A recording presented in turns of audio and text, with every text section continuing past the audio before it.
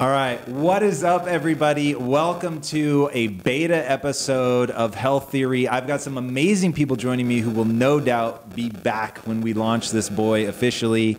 But I will let each of them introduce themselves. We have very limited time, so bear with us.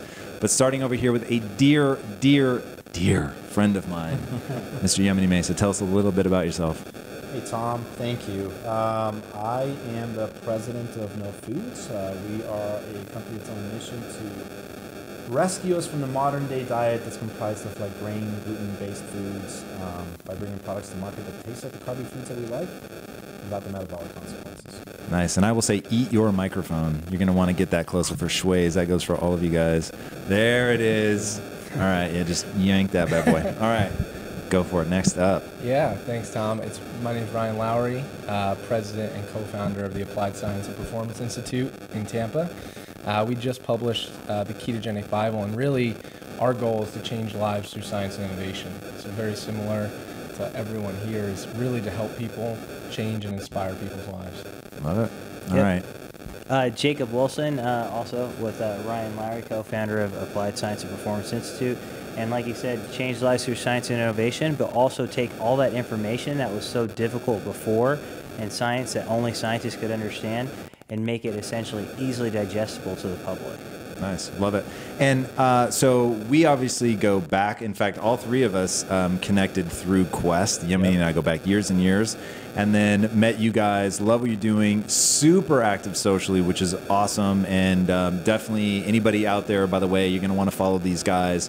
All three of them are doing really, really cool stuff on their socials, and we'll get you their handles here before we go. In fact, they may already be on screen. Can anybody confirm that? If they're not, hopefully they will be in the very near future. But guys, talk to me a little bit about the Ketogenic Bible, and then Yemeni's going to tell us why he's been ketogenic for as long as he has. But honestly, I was surprised that you guys wrote the Ketogenic Bible. I didn't think of you as being overly keto versus just sort of the broad spectrum. In fact, can I confess? I think of you guys as bodybuilding guys. Isn't that terrible? That's typical. Well, the thing is, like, our research, we have done a lot of research with, like, a lot of people don't know, like, we've done a lot of research in, like, longevity and anti-aging and preventing age-related muscle loss. That was my dissertation, was really centered around that. And the part that the public really sees is more like the muscle building, stuff like that. But all that training component and dieting we knew could be applied to longevity and health. And then, of course, we came across ketogenic dieting. The biggest thing is in our field, everyone said you couldn't change your body composition optimally and perform optimally while on a ketogenic diet. And are they thinking mostly muscle? And I'm going to call bullshit. Like, yes. I went keto for 9 months. Well, I'm calling bullshit in a different way than you think. I went keto for 9 months, and my physique was garbage. I felt amazing. Cognitively, I was great. Inflammation was essentially at zero. Right. But my muscles felt squidgy. Mm-hmm. Well, that's the thing. So everyone was saying that, so we started doing the research on it. Now, what we found is that the adaptation period takes time, but once you actually fully adapt, those muscle carb stores come fully back to where you don't even need to consume carbohydrates to have a full tank of carbohydrates in your muscle. So we actually found once you adapt, you actually can make the same gains from a molecular standpoint as well as like a whole body standpoint as far as strength and even power and things of that nature. God, it's tempting to go in on molecular, but I'll hold on that for a second. Yemeni, why have you gotten so hardcore about ketosis? I mean, you switched your name up, God, like 2 years ago or something to Keto Head. Thanks to your suggestion, actually. I was trying to figure out how to better, position my Instagram account, and you said just call it Keto Head. That's what you're doing. And I changed the name, and 300 followers later, I was like, hey, that was a good idea. But why am I so big on the ketogenic diet? I've spent the better part of my life trying to figure out how to manipulate my nutrition to benefit from it, whether it's body composition or just feeling better. And like you, I had many years of tons of inflammation causing me to have chronic joint pain that I went to multiple doctors to try to figure out what's happening to me. I'm in my 30s. I shouldn't be feeling this crappy. My joints shouldn't be hurting this much. And I actually came to the conclusion that I'm just getting old, and I lifted weights for so many years that I've just kind of wrecked my body, and I'm just going to have to live with this. Long story short, at Quest, when we kind of turned everything upside down and kind of moved away from thinking of nutrition as just high protein, low carbs, and thinking about the role that fat plays in nutrition, and then actually getting into a well-designed ketogenic diet, and then seeing all my pain go away, like all the inflammation, all my joint pains, like all that completely went away. And so like you, I was like, okay, I don't want to ever get off a ketogenic diet. Not only am I not in pain, but my appetite is better regulated. I'm a lot leaner. It's a lot easier to stay lean without having to do a ton of cardio.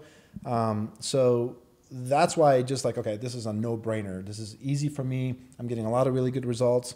But like you, I did it for a straight year, and I started to notice some muscle loss. And my performance in the gym started to suffer a bit. So that's when I kind of got into a little bit more of cyclical ketogenic dieting, where I'll go into a full ketogenic diet for 4 weeks out of the year, try to reap all the benefits that come from the health components of that. And then the rest of the time, what I'll call on a very low carb, high fat diet, not spending a whole lot of time thinking about protein. I might be going over on my protein. It might be knocking me out of ketosis, but because I'm on a very low carb diet most of the time, makes it very easy to switch back into ketosis whenever I need to. All right. So, by the way, anybody that has watched me for a while, you guys know I'm not religious about any of this stuff. Like, a ketogenic diet had a huge impact on me. I will say literally that it saved my wife's life. But man, if you guys either have had a contrary experience or you just have questions about this stuff, submit them now. Chase is going to make sure that we get any and all of your questions. And then, gents, while we wait for those questions to come in, how long does that ketogenic adaptation response take? 9 months seems like a long ass time to me. And in that 9 months, not only was I freakishly consistent on my diet, I don't cheat. I work out not always 5 days a week, but almost always. And he is freakishly strict. I remember he was eating like egg yolks and butter and like hardcore keto, 4-to-1 ratio. I did 4-to-1 for a 3-week period, which is a fucking nightmare. So I'm not even talking about that. And I didn't know how to do it. So I had keto flu in the extreme. And keto flu is the topic for another day. But so even set that aside, I was 2-to-1. Probably by the time you factor in weekends, I was waiting for that to happen. By the time you factor in the weekends, it probably was closer to like even 1.5 to 1.7 to 1, just because I would take my calories up of things like hamburger and stuff like that on the weekends. But during the week, 5 days a week, religious 2-to-1. Yeah, I mean, adaptation's different for everyone. Some people adapt very rapidly, and some people it takes a lot longer for them to adapt. What I will say is that, like, and it always depends on like your lifestyle. You're active, you're working out a lot. Someone who's sedentary might not even notice it, whereas someone who's athletic, it may take longer. One of the things definitely we recommend, like during that period for the muscle, is like even if someone's going like hardcore 4-to-1, that 2 days a week they're kind of doing like a protein up.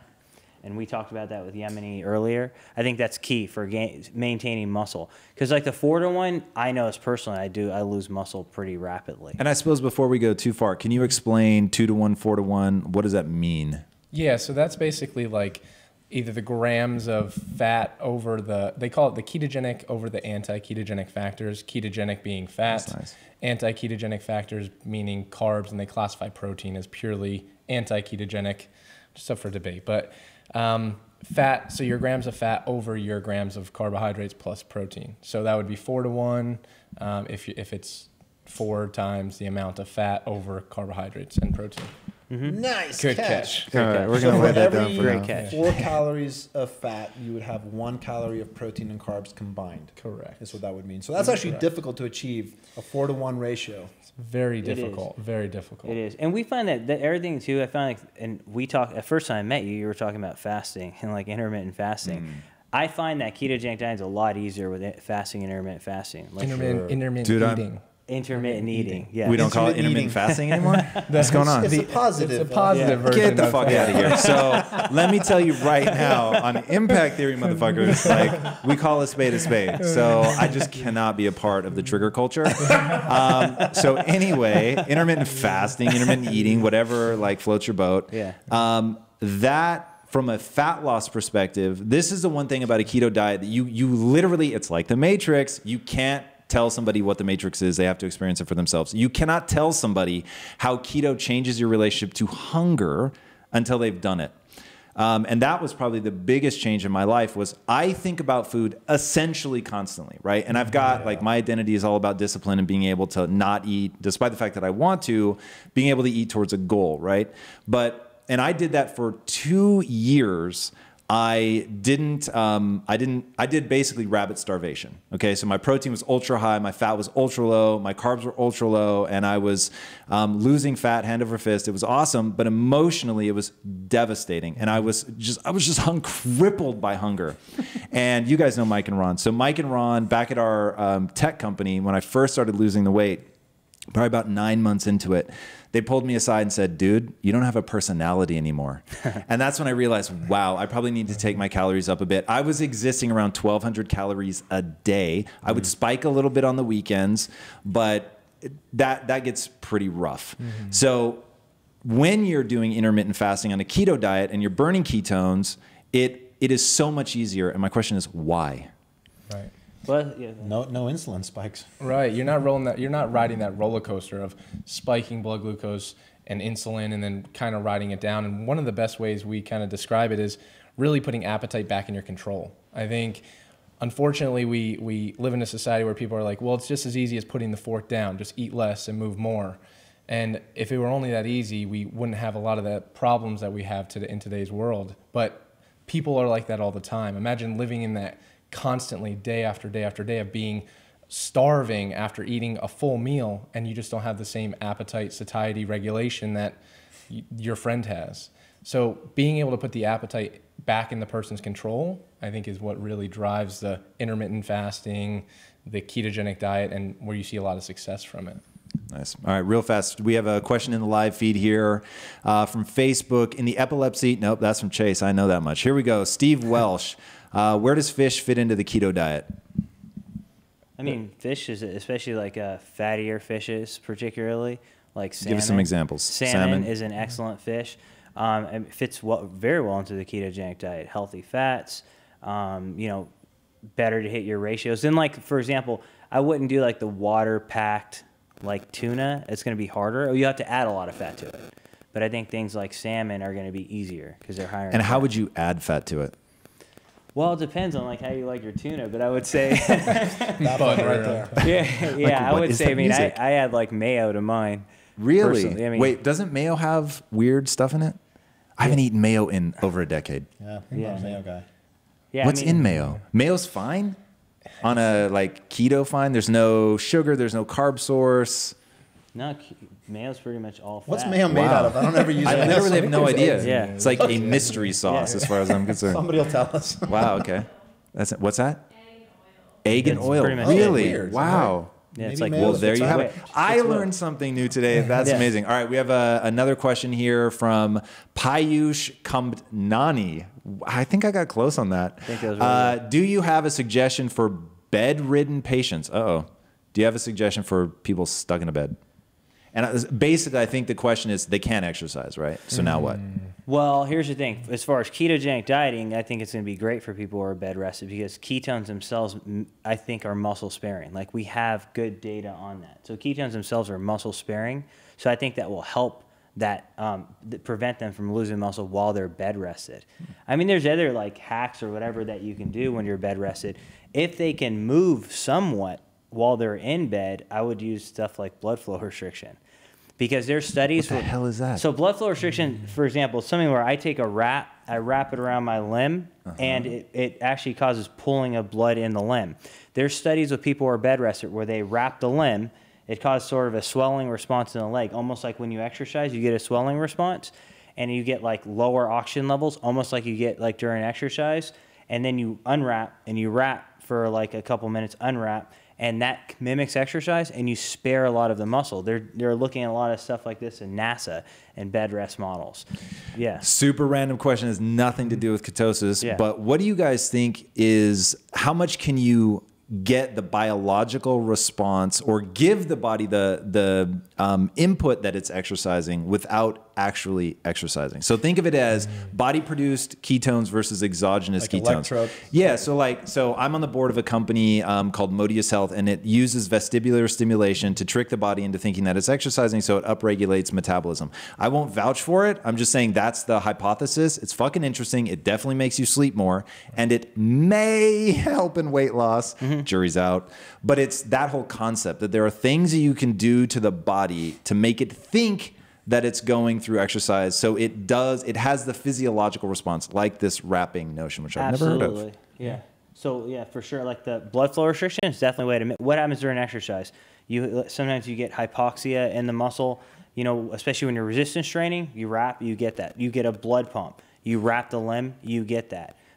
You know, I would say, without hardcore exercising, because like if you do blood flow restriction and you walk, no one's like, I mean, you walk around. So as long as doing normal activity, some kind of low grade movement that people don't think they're working out makes things a lot easier. And then of course, like Ryan knows of a lot of different agents that you could take that mimic exercise. Yeah, so like certain things that upregulate things like AMPK, which we know AMPK is important for fat loss. Berberine is one of those. And just so the audience knows, I have no fucking idea what AMPK is. Yeah, so like if you're out there not knowing, don't feel bad. Your cells have like a fuel gauge. And when that fuel gauge goes to empty, like you don't have a lot of fuel, it upregulates like fat metabolism and breaking down fat. AMPK is that fuel gauge. So when AMPK is high, the body senses, hey, low energy, let's crank up fat metabolism.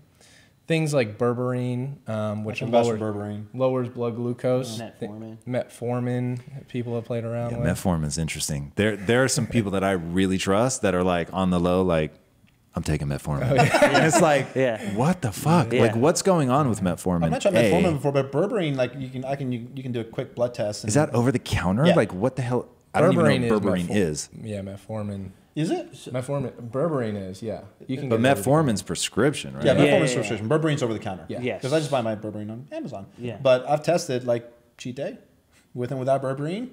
Big difference in glucose spike. Big difference. Really? Yeah. So if we made exercise as simple as we can make it, like Ryan said, think fuel gauge. Tank full all the time. Why should the muscle adapt? Why should your tissues? No reason. Empty the tank. I can't use carbohydrates anymore. My tank's empty. And so now I need to increase things like mitochondria, which basically is what we burn fat. We need to use other fuel sources. Out of this fuel, I'm going to increase mitochondria. Mimicking exercise is depleting the cell. So what happens is berberine and metformin trick the cell. Actually, they temporarily make mitochondria not function as well. There's some studies on that. And then basically what that ends up doing is like, oh, I'm out of energy. I need to increase mitochondria. And that's one of the ways that berberine and metformin work, plus lowering blood glucose. Yeah, man, this stuff gets complicated really, really fast. All right, I got a little easier question here. This one is from Selena Ryan. What do you guys do if you stall on the diet? How do you get back on track?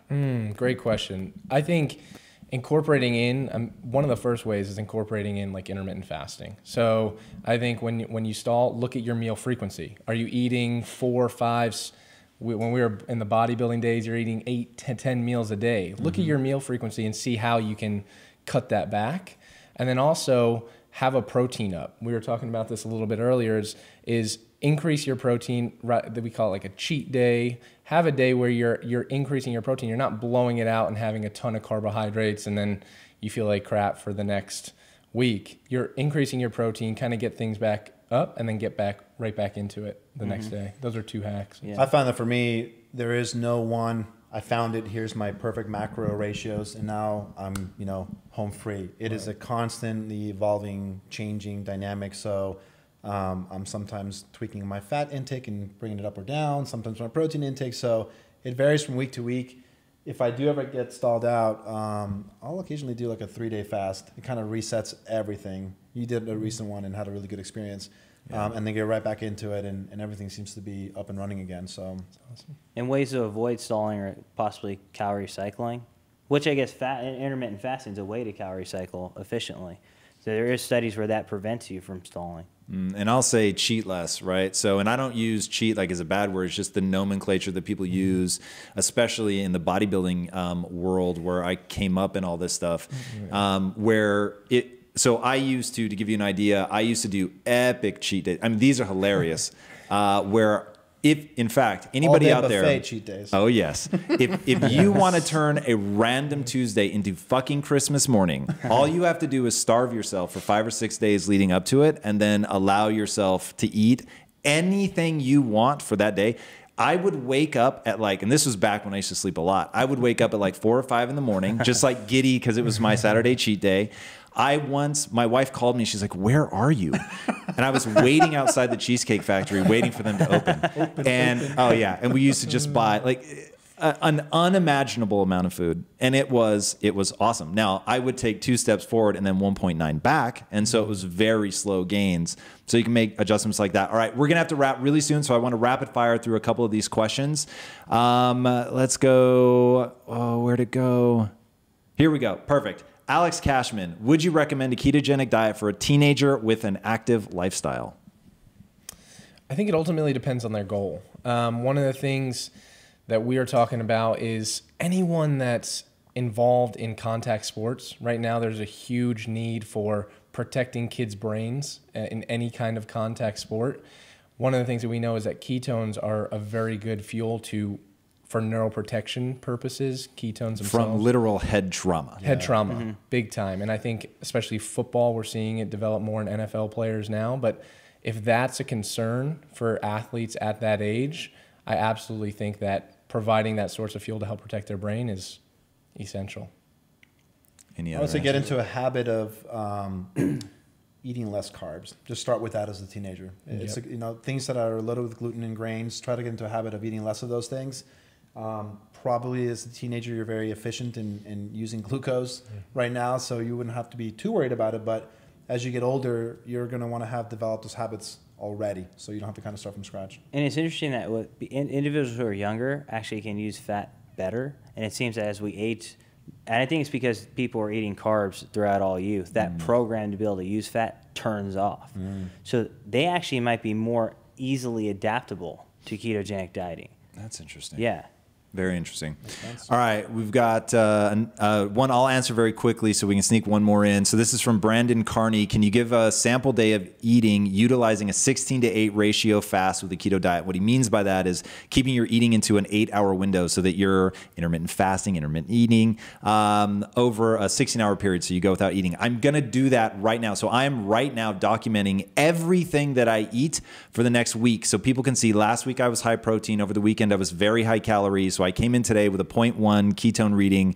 I'm going to be taking blood glucose and ketone readings all week, and I'm literally Instagram storying everything that I eat. We're going to release it as a mini doc so people can watch me get into ketosis. You'll see me use that. I'm not doing it yet because I want to get into ketosis first before I do it, so it's not painful because it's actually really easy to do once you're fully keto adapted.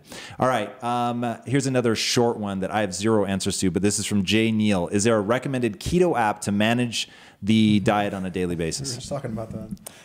I don't think there's a good one yet, but hopefully here in the near future, there'll be something. All right. Well, that was There's nice. a couple in development, but there's really nothing that quite delivers on what you would want that to do. So, but there's something coming. Cool. This is from Sabi Singh. Are supplements such as protein shakes, BCAAs, pre-workouts okay to take on the keto diet? I'd say in context. I'd say and just make sure that you have everything else nailed down. I mean, coming from the bodybuilding world, people think, oh, you need to take BCAAs before your workout, slug down protein after. It doesn't need to be that way when you're on a ketogenic diet. I'd say if you're going to have a shake, like one of the meals that I'll have is I'll fast until the afternoon and then just have an enormous shake with protein and fat in it. Put a ton of MCTs in it, and it fills me up till my next meal. Yeah. Cool little fact that we did with our research. We found that like when you're keto and you take BCAAs, basically you protect the BCAAs from being burnt up, and so they rise up higher in the blood. So you may actually need less. Right. That's pretty interesting. Yeah. And would they be muscle sparing in that case? Yeah. Muscle Absolutely. sparing. And I'll say that if I take my protein up too high, it'll kick me out of ketosis. So the amount of individual variability in diet is absolutely obscene. And this is coming from a guy who, if you'd asked me 5 to 7 years ago, I would have said that there are just universal laws and that if everybody did the same thing, you'd be absolutely fine. And then I discovered not only ketosis, but the fucking microbiome, which we haven't even gotten a chance to talk about. You want to talk about individual variability. It is crazy. So you have to take everything that you learn with not a grain of salt, because it's people really relaying what they know, which may have come from a study, or even in these guys' case, studies that they're actually doing themselves.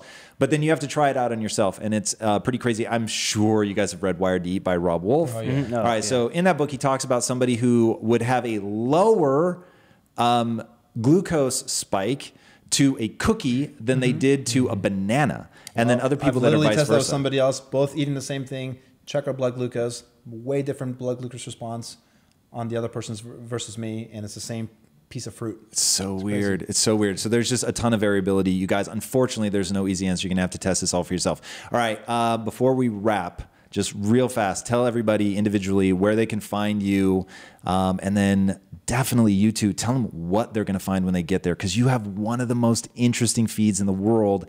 And while I won't say that nobody is matching what you're doing, I'll say it's really rare. So it's pretty special. Well, thanks a lot. I really appreciate it, Tom.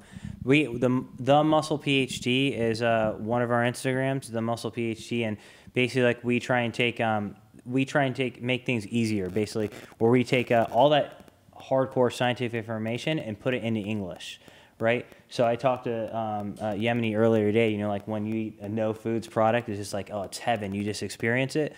Well, science, the only people that can understand scientists are other scientists. We want the information to just be experienced, just download it, right? Like the Matrix, kind of like you talked about. That's why we love your show. And then I always introduce Ryan. So Ryan, on his Instagram, his middle name is Patrick, right? So it's Ryan P. Lowery, but I say Ryan Plowery. And he's got like it's honestly, I love his Instagram because basically he talks a lot about, not just about like diet and health, but he also talks about being an entrepreneur. And I think that's huge, but Ryan Plowery.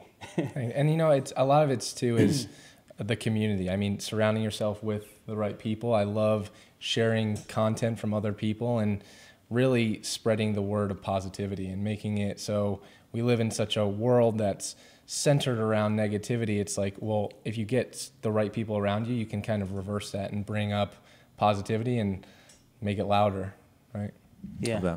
I definitely follow both of these guys, and I've learned a lot from both of your accounts. The Muscle PhD in particular, like all the infographics you guys are doing are super helpful. I was telling you earlier, like I went to catalog those so they're easy to retrieve, but they're answering some of the most intriguing and basic questions that we may have all pondered. Like you've all heard, like cinnamon supposedly helps to regulate blood sugar. Is that actually true? Well, they've done the tests and it is true. So like little things like that you kind of wonder whether or not they're legit.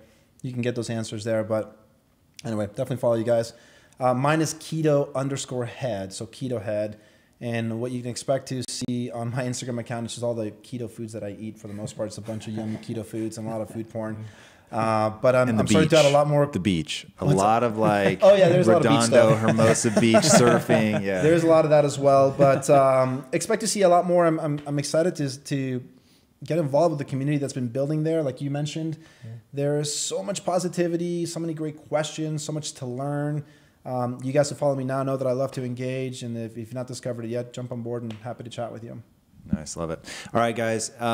As you know, building the studio is really my attempt to get people out of the matrix. And the more that I research this, and honestly, the more that I was dealing with what Lisa's been going through, the more I was learning about the gut-brain connection and the more the truth of the situation of, my two biggest things in life are the mind and the body and the dual pandemics.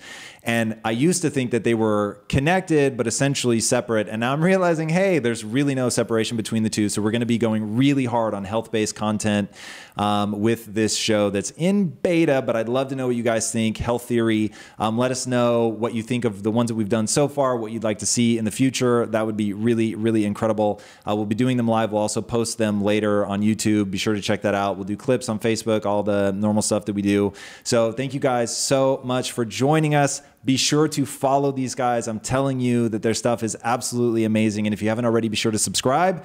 And until next time, my friends, be legendary. Take care.